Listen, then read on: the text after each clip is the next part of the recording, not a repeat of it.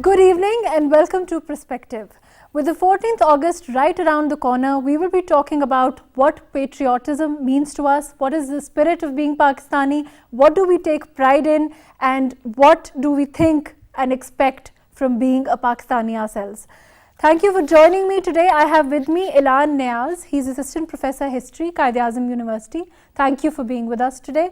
And Nadeem Omar Saab, he's Director NCA Rawalpindi. Thank you for joining us. Fawzia Saeed, who's Head of Lok Virsa, thank you for giving us your time. Ilhan Saab, to start off with you, this is a very real issue in our younger generation also. What do you think it means to us as Pakistanis, and what is patriotism to us, and what does it mean to be Pakistani? Well, I mean, patriotism basically is a love of one's country Right. combined with a love of liberty.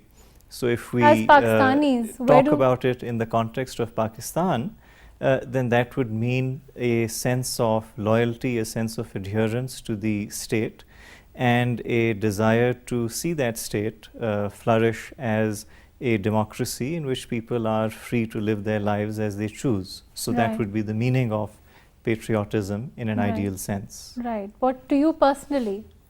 That was my question. To you personally, how do you see yourself as a patriot, as a Pakistani? Well, I don't think it's for one's own self to go around announcing one's patriotism. That's something that other people are in a better position to judge. But certainly, one should serve as much as one can and hope that that service is appreciated. Right. Nadeem Saab, clearly we are a very critical we are a very critical kind of people, and that's what we believe, and it's widely said also. Why, in wake of all that criticism for us also, and for particularly the younger generation also, what do you feel as a Pakistani? Are we doing enough? Yes, we are critical about others. Other institutions, for example. Yes, I think Pakistan, just to think of Pakistan in terms of the passport that we carry, the green passport was a symbol of pride in earlier generation, but sadly it's no longer the case. It's a sign of shame for us. But right? And I think this is how we have, this is a stage that we have arrived at. Now the question is, but how do we perceive ourselves as Pakistanis? I mean, critical, like I said, we can be critical, but what's our own responsibility to being a Pakistani? Are we patriotic enough as a people, as a nation? I was just beginning to explain your question in a sense. I just thought I'd elaborate a little. Just in a sense that, we need to regain that pride that we had on our country. And a lot of what is projected of Pakistani culture to the world audience is what really determines the eventual perception of us. We may have a very high opinion of our morals or our character or history, but it is, as Ilhan Saab was saying, it's, you would probably love your country, it's almost kind of for granted, right? But the really important thing is how this patriotism is reflected in our art, in our culture, in our society. Do we really want to really build this country, or want to give this responsibility to others, that they should sort out our problems? Exactly. So I think this kind of ownership is critical for us at this very difficult time of our lives. Right. Fawzia, of course, like Nadeem Saab was saying, there are no two ways about it. It's critical for us to own our own responsibility, to own the fact that we are Pakistanis. What are we doing that? Partially, I would say. And I think we are going through a process where national integration is becoming a little more, but due to the fear of diversity or fear of acceptance of diversity, I think as a nation we were more like Baloch speaking communities, Sindhi speakers, Kashmiri speaker, Punjabi speaker. So who are you? I'm a Sindhi. Who are you? I'm a Punjabi. Not so many people say I'm a Pakistani. So I think that scenario is now, there is a sense of realization that we can be Punjabi and we can be Pakistani, we can be Pakhtun and we can be Pakistani. And I think that is coming about by more acceptance of the diversity that we are coming to see now, you know, after devolution of culture. There are many things that have devolved, and that has just begun the process of saying we are very comfortable in saying that we are of many colors, with many languages, with many, Right, you know. right. So I think that will, I really see that gradually we will come out as a nation more integrated, only because there is space to be different. Right, right. Ilhan Saab, do you think that we are accepting our differences? There is space to be different in today's Pakistan? Well, it depends on what type of difference you are talking about. I would say that yes, there is much greater respect today for ethnic or linguistic differences, and this is also reflected in the revisions to our constitutional structure, reference the 18th Amendment and the devolution of power to the provinces. But on the other hand, the scope for differences on matters of religion, for instance, on matters of personal lifestyle, these things appears to have narrowed, and there is a lot of chauvinism that also prevails in our society. So the record would obviously be mixed. On the political side, you could say that yes, progress has been made. On the social side, perhaps not so much as is desirable. Right, right. Nadeem Saab, when we're abroad, it's a curious phenomena that most people, when they're abroad they've lived there or they're abroad for an extended period of time, 15 to 20 years, don't you see them valuing being a Pakistani more than, and I don't want to make a generalization, but in most cases that is a scenario that comes up, that, you know, they value being a Pakistani more than those of us who've lived here all our lives. Why is this a phenomena that we see? I mean, the diaspora population grows its own insecurities and wants to draw inspiration from their native cultures, from their home countries. And this is also a way of, offsetting the pressures of a Western modern life, where there's a lot of anonymity. So getting back to your roots and actually harking back to the old times and the good times that they had, I think it's quite a natural phenomena. But on top of that, I think, what we need to understand is that yes, today as a Pakistani, there are not many reasons that would actually let us to draw a pride on being Pakistani. But that should not be the conclusion. That should be actually something that from strives where, us to do better. Yes, that is from where we have to start. We should not have any illusions, Right. or delusions about our grandeur. We haven't done well. We have done a lot of injustice to our own people in our history, right? In our political, social, cultural history, from the women at the margins to the orphanage and so on and so forth. Right. So, but what I'm saying is that does not make us despair. That does not make us sort of, hate ourselves. We should get out of these illusions that we have over ourselves and then set out to make things better. That should be the challenge for all of us. Right. Fawzia, illusions, like Nadeem Saab is saying that, we have illusions of grandeur and we have illusions of the fact that, we have, and perhaps we haven't measured up to it, and so therefore, we take that as like Nadeem Saab is saying, as an end. We can perhaps build up from there. We can build ourselves, and we are doing that. To what extent do you think? I think that partially that narrative was created, that the one that had, was full of ourselves, and then we connected to certain dots that we had planted in the history. I think just building on that would not be enough. I think we will have to reassess, and I think that process has started. It's not that we are going to start now. I think that the school of thought that acknowledges all the historical layers of culture Right. on this land is already there. So we can build up on that kind of narrative, where we are not just saying that we are the ones who built Taj Mahal, kind of, Right. glorious past, where we leave out several eras and we kind of pick out selected eras and we connect ourselves to that kind of past. So we need to actually get our bearing with this land and with the history of this land, And again, I'm saying it's not something that we have to start now. Yeah, there are you- many you're saying strands that that we're in are the process that are of coexisting. So I think we can build on that, and that is where I believe we will get that pride. You know, we have to have our 2 feet on the ground, Right. and that is where we get in touch with our diversity and feel comfortable with it. You know, not insecure about that everybody should be wearing the same color and should be speaking the same language. So I think that it is about new narrative, or rather I should say selecting out of the options that we have Right. and building upon that. And I think that we should be very consciously sowing those seeds again for the next generation, making them comfortable with differences, making them comfortable with Right. all the subcultures that we have. Right. So it's not new. It's not new. Ilhan Saab, since you're associated with the Quaid-e-Azam University also, what kind of attitudes do you see in the youth?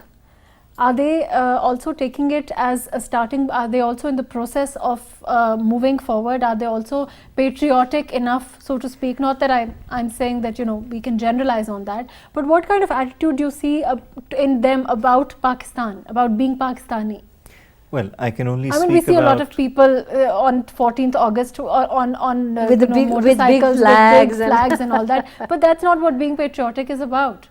Well, as far as the Quaid-e-Azam University is concerned, we are fortunate in the sense that we have people from all over Pakistan, Right. and it is a federal institution in the real spirit of the sense. At the same time, one of the commonalities which comes out of many of these students' future plans is that they all want to join public service. They want to serve in the government, they want to serve in the bureaucracy, they want to serve in the professions, and that exists notwithstanding any other differences which they may have with each other on other issues. So that of course gives one hope. Right, right. At the same time, there is also a lot of frustration with the way things are, and there is a lot of feeling that their country has not really given them a fighting chance to compete against other regional institutions, against the world at large, and that this failure is also in large measure a failure of the state because of its inability to But provide Ilhan Saab, education. is that fair? All right, you know, we are an underdeveloped nation, an underdeveloped country, and that we acknowledge that, and we have with that there are certain issues that crop up. But is it fair for us as for the youth to blame the country or to blame you know, Pakistan for not giving them, like you're saying, a fighting chance? Why can't we build that kind of Pakistan where they will have a chance? As far as the students are concerned, since they are, in the case of the Quaid-e-Azam University, coming up largely through the public sector education system, they're not typically the students that would come up through the private education system. Right. They have far more exposure to the reality of the Pakistani public sector and the Pakistani state. So they have far fewer illusions, let's say, about what capacity actually exists. Right. So in that sense, I would say that their feeling of skepticism or their feeling of frustration is justified. But at the same time, they are also very much keen on joining public service and of serving the country, Right. regardless of how regardless little, of how much they criticize it. regardless at the of same how time. much they criticize it. Nadeem Saab, we are, you know, it's a curious phenomena, like we've just elaborated that, you know, we criticize the country, but we want to be part of the public service. We want to be part of the same setup. We want to, do you think that enough of us want to change things, enough of us want to make things better? I think there's a little commitment to change things in brief. And referring back to Ilhan, just to taking a cue from it, Right. that joining the civil service has been quoted as one of the great merits of our system, where we could have this interclass mobility. Right. A whole lot of those who join civil service come from very poor families, and in a stroke of luck, in a day or a month or a year, they become part of the elite. Do you think anything changes but their lives? No. In their villages, they become the tycoons, and their landlords then fear them. But the relationship, the class oppression changes, no. So I think most of us, if you speak individually as well as collectively, But how does have the class oppression not change when they are so empowered? nahin, it changes for them, but Right, not but for not the for whole, the for others. the other Not people. for the others. You know what I mean? They become the oppressor Right, themselves. right. So what I'm saying is, So the fault lies with us. I think a fault. You know, I think we Why have are to. we following the same cycle? Again, this is how human societies function. But what we are saying is, when there is enough mass, you know, think about, I want to push this table off, right? If I'm the only one who's trying to push it off, probably it won't move. If three of us get together, it might move. So if in a society, if there are enough people who are Right. struggling, not just for their private gains, the But for personal, collective. you know, but for the benefit of the whole community, Right. I think then it will bring change. Right. So I think what we need to do is, yes, there are loads of good people, somebody sitting around this table as well, who are struggling in their own way. But what we need is more of Ilhans and Fauzias of the world. That's what we need in this country. So what has happened is all those people who could produce a great change in society have become part of the status quo. Right. They have compromised. So they follow the same path. Of course. And they, what else? And number major category is brain drain. I mean, there are countless Pakistanis who are brilliant if they were here. Now they are in America, in Canada, in all over the world. Imagine if all of those people were here in our universities, in our government service, in our, you know, media Right, houses, right. Making what would have Pakistan- changed? Pakistan would have changed. Pakistan would have changed. Fauzia, elaborating on that, we as a nation, how do we go about forging that collective force and that spirit in us, not as one person or as two people, but as a nation? I think that I really want to invest in the upcoming generation, because mindsets are very difficult to change, and it will take a whole lot of effort to change the current scenario. It's because when you try and change something or bring about something new, there is a lot of resistance, and that is because of individual stakes, because of collective stakes, and you spend 80% of your energy fighting the system rather than doing good. So that this is not a pessimistic scenario I'm giving, but I think that we need to focus more on our younger generation, and we need to give them the kind of education, not just in the schools, but grooming in the families, in the society, through institutions like PTV, through we need to induce a certain values that we want to take up as priority. You know, democracy is a value that I think as a nation we have kind of agreed that is a high value, you know, it's a value of high priority. And Tolerance. we have achieved it. I mean, there's been a peaceful transition to democracy. Yes. We've seen that. You know, we have been very successful in that. That needs to now entrench into the culture, so that in the families, when we are sitting with friends, we have that sense of, okay, you don't like that, how about doing this? Giving options, discussions. So it needs to now entrench into our everyday life. And so we can pick other priority. For me, diversity, pluralism is a very big value. Cultural identity is a very big value. So there can be collective values like that, and then we all try and inculcate those values in the younger generation. To me, that is the way of grooming a nation. Right.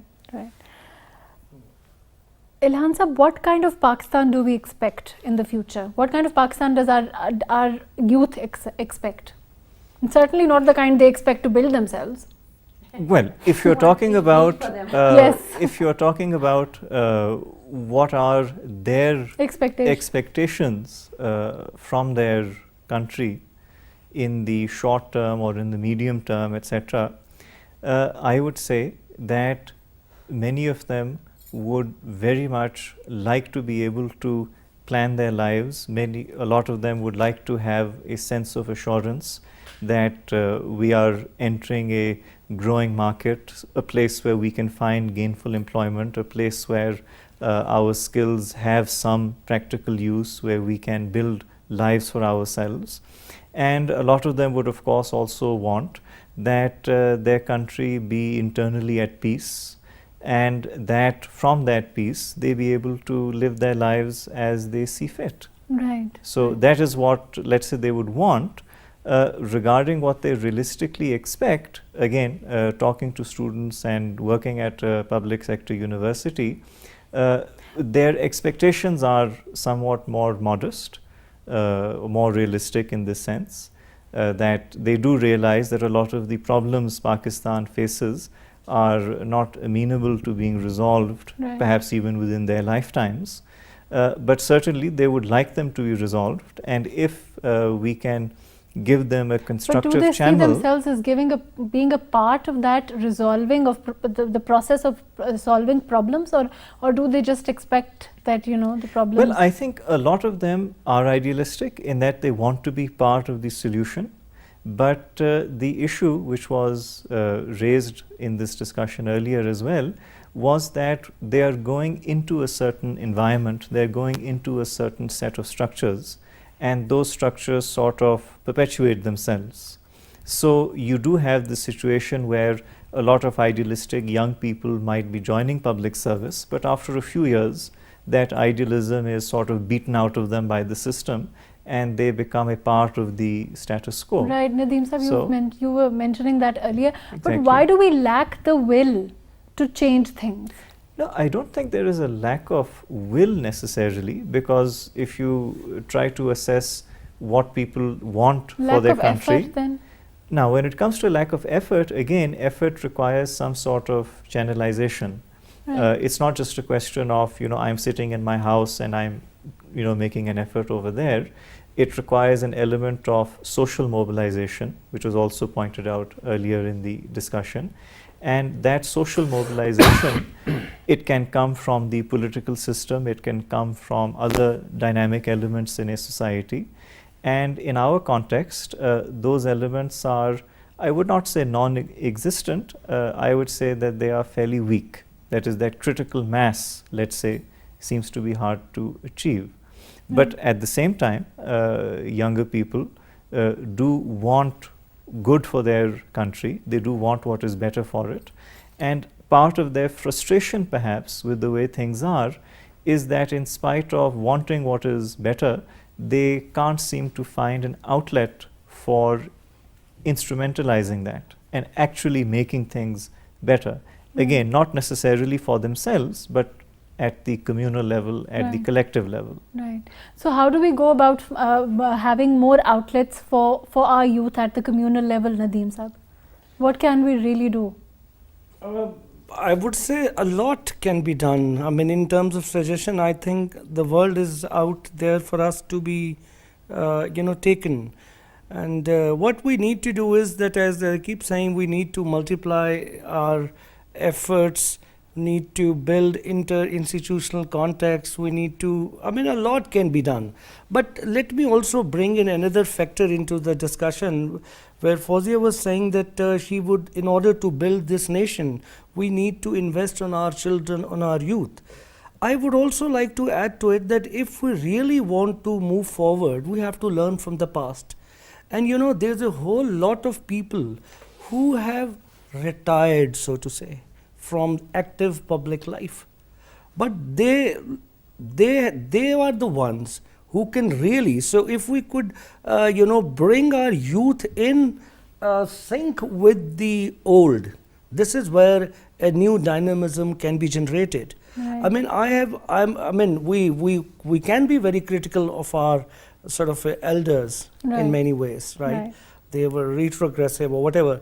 But I would say that increasingly, when we realize that at an intergenerational level, there's a loss of a whole lot of information that we do not have what our elders have. So I think So you think that gap needs to be narrowed? that gap needs to be filled up. I mean, if you think in terms of, let's say, in terms of Pakistani population, we have like 60% youth, Yes, right? yes. And then what are the More than 40% doing? So what I mean, even if there are 20% old people in the country, they are not being used. And I can assure you, in each sectors, somebody who is behind the camera for 30 years, now is doing nothing really. He's not plugged into our education system, into our informal system. you see these loads of retired people with minefield of information about their profession, their, engineers, just Right. good for nothing, just grand old dads, they and need to be just spending time, watching the world go by. They're not being utilized. So what I'm saying is, we need to understand that we have to harness our human resource. There is no career planning at any university in Pakistan, right? There's no career planning. I mean, I'm also a Qadim University graduate, and I know by the time you don't have a clue what you're going to end up with. So imagine if there's a career counseling center which is feeding people into higher education, which is feeding people into industry and employment. It can bring a world of change. So this is not happening. So what we're saying is that in order for human resource to be harnessed, in order for world to be changed, there's not a lot. We don't need a revolution. You know what I'm saying? You're We right, don't you're need right. a We just revolution. All need- we need is just a little more active little more efforts. push, right. Nobody's pushed. Right. Fawzia, do you think nobody's pushed? Yeah, I think that even to utilize that resource, one has to be a bit selective, because I think it is our generation and the older generation that brought the country to where we are. So I will be a little cautious about it's that. true, but, with but, the kind but it's true what Nadeem Saab is saying. I mean, such a massive talent experience, goes to waste, and it can be utilized for Again, the I think future there can be generation. a lot of proactive things also. I have seen very active people after retirement also. I will make my comment more for the younger generation. And I think that this generation needs to be touched. What is happening, in my opinion, okay, they would probably have a different perspective, but I think that they borrow their analysis from television, they borrow their analysis with these very short tweets, and they start uttering that. And a lot of times we think that yes, they're engaging with the reality, but it is usually, the colored glasses that are approved glasses that we give them. So for example, they have access to net. Now what they do with that access is a very big question mark. It can expand their horizons, it can keep them very limited, you just reinforce their limited views. So I think that we need to, you ask the question, what should we do? Yeah. I think that we need to help them, just facilitate, because see, Right. they have to explore their own journeys. Right. We can facilitate their exposure to many parts of this country, to parts of other countries, to many ways of kind of having virtual courses, or I would say like tours across the provinces. So many people come to this Mela or big events at Lok Virsa, and I say this is from Turbat, and they say where is Turbat. I would say this is from Kashmir, and they say where is Kashmir. They can't even tell the province. So it's not putting them down, it's just that we have not facilitated, or like Ilhan was saying, there needs to be some kind of a platform or systems that help them get into it, and I think that is what will touch them. Like for example, just a small example, I used to do a lot of youth trainings, and they all used to utter the same thing, Punjab got our water and this and that, very typical things. And then there were tours that took people around, and they were just so amazed that the rivers were dry, and actually goats were going around eating grass. There's not always the right kind of perception that's been created. Just So how give do them we exposure. I think they are so intelligent, and they have the technologies that we could not even dream of. So they will go way, way beyond where we could dream of going. It's just that our generation can do our duty by facilitating, encouraging, so that they get touched by the diversity, they get touched by whatever, building, what you are calling patriotism is something that needs to evolve. The love of your home, the love of your people needs to evolve, it cannot be taught. Right, but surely we have, Ilan, to you, we have people, younger generation has more recourse to a lot of facilities. We have more recourse to, like Fawzia is saying, that they should be exposed more. And there's a downside to that also, a very real downside. Don't you think they have enough exposure to be able to understand what the real issues are?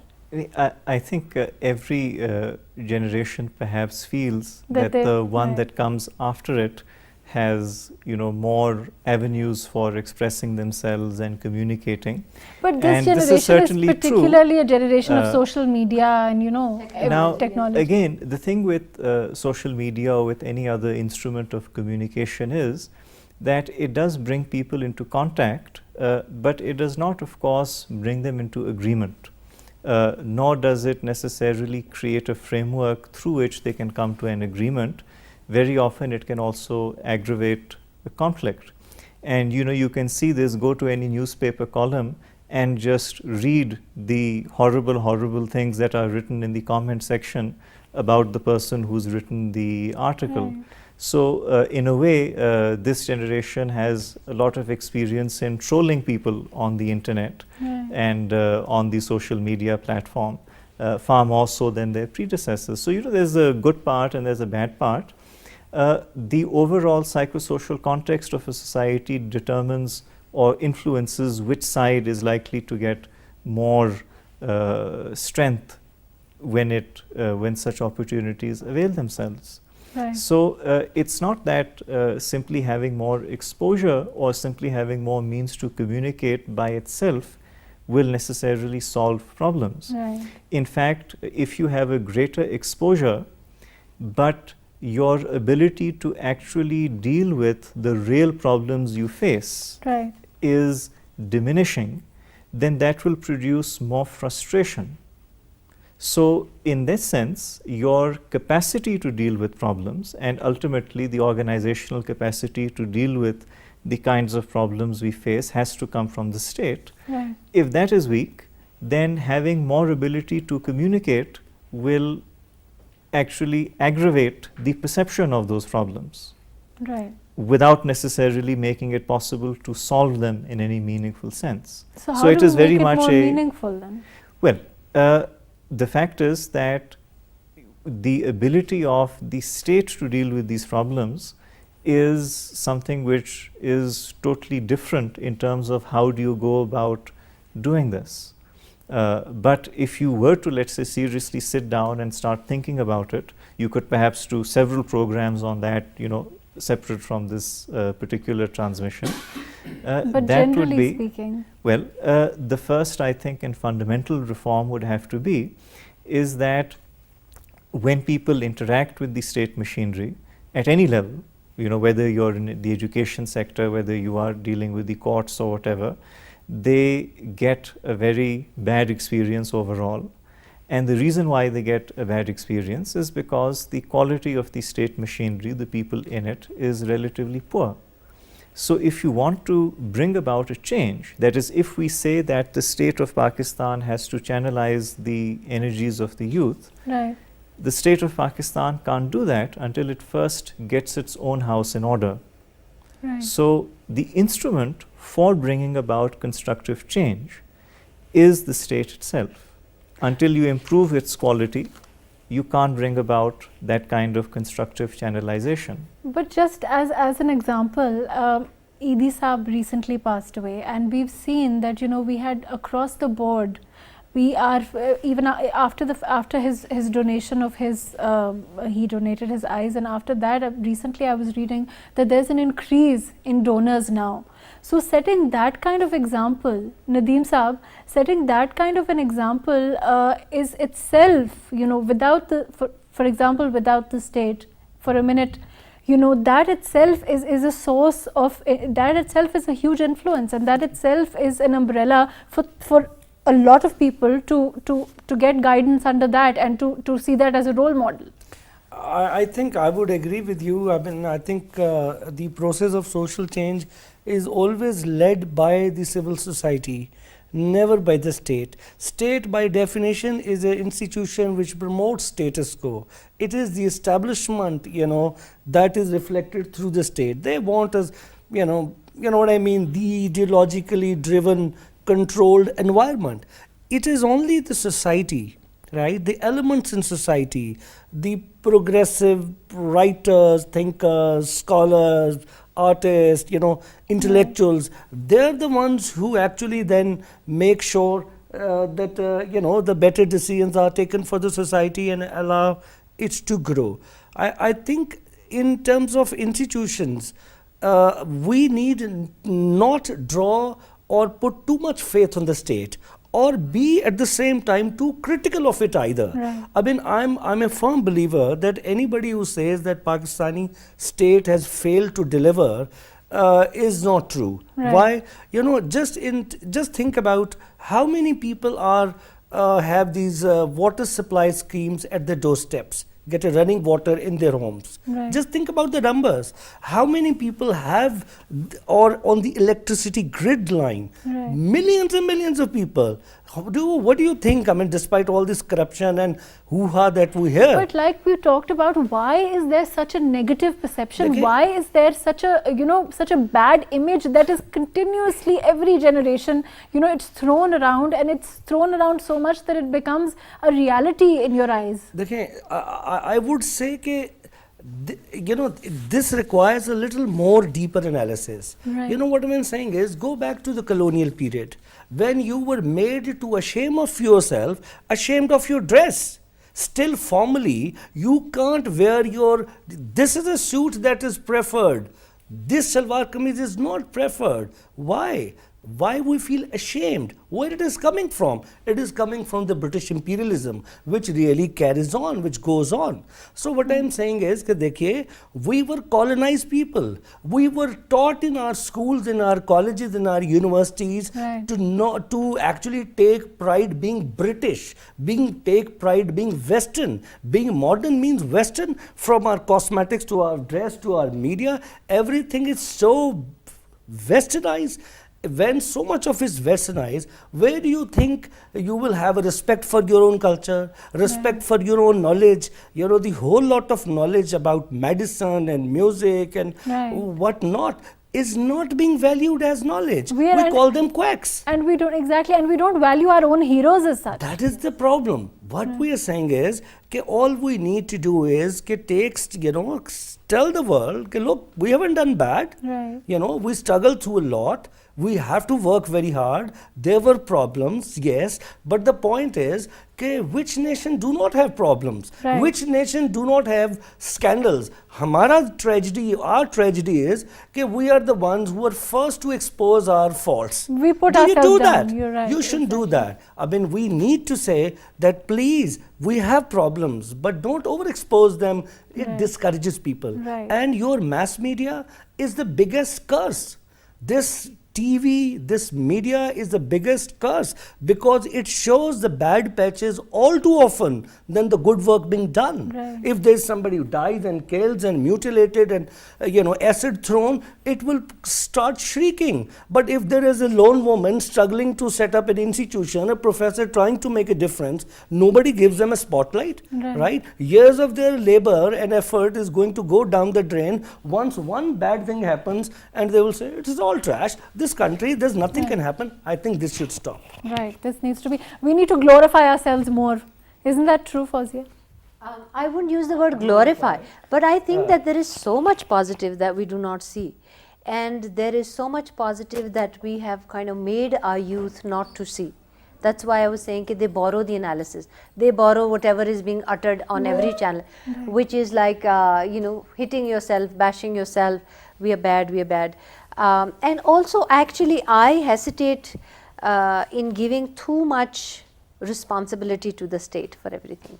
Because I think you look at the business sector, we send our children to school, it is not always government schools, every level of service is there in private sector or in government sector or with civil society, etc. So I think young people will come up with the solution if they have open minds and they're not told how to think, they should evolve their thinking. And I strongly believe that we need to bring out the things that make us proud of ourselves, just so they have a connection, they have to have a keel, they have to have an anchor.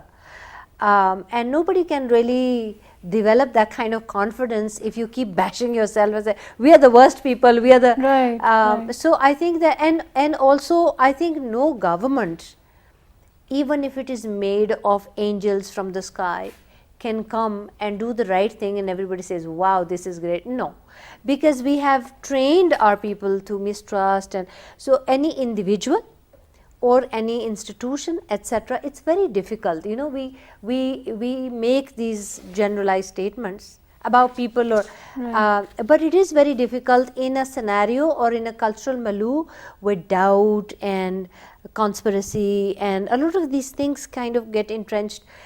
And then when somebody tries to do something good, they say, aha, there must be some reason why. So I have seen governments after governments who have tried to do one thing or the other thing, and everybody pounces on them, and then they go into survival and become so difficult to bring reforms because you're trying to make things better for the same people who are bashing you constantly. So it happens with institutions, it happens with governments, it happens with people. That is why we have to shift around to kind of make people believe that something good can happen, and they will only believe that if there is something positive in the air also. The good things do happen, and they are not always suspicious of anything bad and just start bashing it. So we need to change that. See what has happened. I'll just dwell on one point. We only have very little time. Okay. What has happened is that people have played politics on it. Right. You know, by saying everybody is bad and I'm the only one good. Younger people, our generation recognizes what is going on. Younger people sometimes do not, and they start believing everybody is bad. And so they start believing the false perceptions. Yes. Right. Thank you so much for joining me today. Yes, as Pakistanis, we need to take pride in being Pakistanis. There are no two opinions on that. We need to be more patriotic, and perhaps we need to appreciate our own house. We need to glorify ourselves more. We need to appreciate our own heroes. We need to appreciate what all we have achieved, and perhaps less on the negatives and more on the positives. Let's do that on this Independence Day. Thank you so much for joining me today on Perspective.